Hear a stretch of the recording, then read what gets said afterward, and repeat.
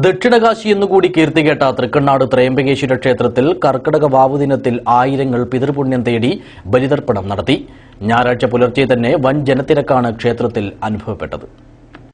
പിതൃക്കളെ ഉദ്ദേശിച്ച് നാം നൽകുന്ന നിത്യഭക്ഷണമാണ് ശ്രാദ്ധം. ശ്രദ്ധയോടെ നൽകുന്നത് എന്ന അർത്ഥത്തിലാണ് ബലിക്ക് ശ്രാദ്ധം എന്ന പേരുകൂടി വന്നത്. കർക്കിടക മാസത്തിലെ കറുത്തവാവ് ദിവസമാണ് കർക്കിടക വാവ്. ഈ ദിവസം ബലിതർപ്പണം നടത്തിയാൽ പിതൃക്കൾക്ക് ആത്മശാന്തി ലഭിക്കുമെന്ന് വിശ്വസിക്കപ്പെടുന്നു. ഭൂമിയിലെ ഒരു വർഷം പിതൃക്കൾക്ക് ഒരു ദിവസമാണെന്നാണ് സങ്കല്പം. പിതൃക്കൾക്ക് പ്രാധാന്യമുള്ള ദക്ഷിണായനത്തിലെ ആദ്യത്തെ അമാവാസിയാണ് കർക്കിടകത്തിലേത്. അതുകൊണ്ട് തന്നെയാണ് കർക്കിടക വാവുബലിക്ക് അതീവ പ്രാധാന്യം നൽകുന്നതും.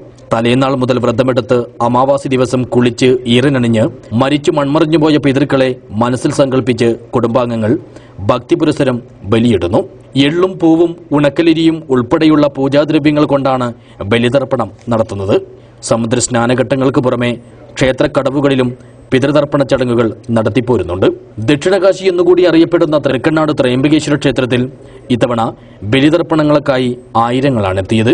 പുലർച്ചെ മുതൽ തന്നെ വിശ്വാസികളുടെ നീണ്ട നിര ദൃശ്യമായി.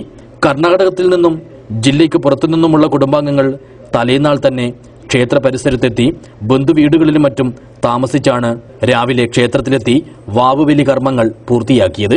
കടപ്പുറത്ത് പ്രത്യേകം കെട്ടിയുണ്ടാക്കിയ പന്തലിൽ ക്ഷേത്രത്തിലെ പുരോഹിതൻ രാജേന്ദ്രൻ അരളിത്തായയുടെ നേതൃത്വത്തിൽ 20ഓളം പുരോഹിതന്മാർ പിതൃതർപ്പണത്തിന് കാർമ്മികത്വം വഹിച്ചു.